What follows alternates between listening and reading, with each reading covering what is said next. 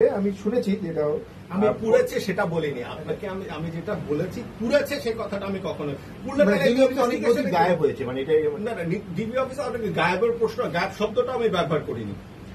জিনিসটা হচ্ছে ডিবির অনেক অফিসার চেঞ্জ হয়ে গেছে, অনেক অফিসার এই মেমো গুলা থাকে, রেকর্ড অফিসারদের কাছে থাকে, তাদের থেকে নিয়ে আসা হয়েছে।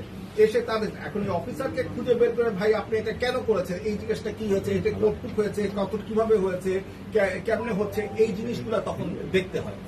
সো এই অফিসার গুলাকে ট্রেস আউট করে নিয়ে এসে ওনাদের সাথে কথা বলে ওনাদের সাথে সবকিছু করে কাজ করতে এই জন্য সময় লাগছে জিনিসটা। কারণ এটা তো পিবিআই এর কাছে আসছে মাত্র 6 মাস আগে।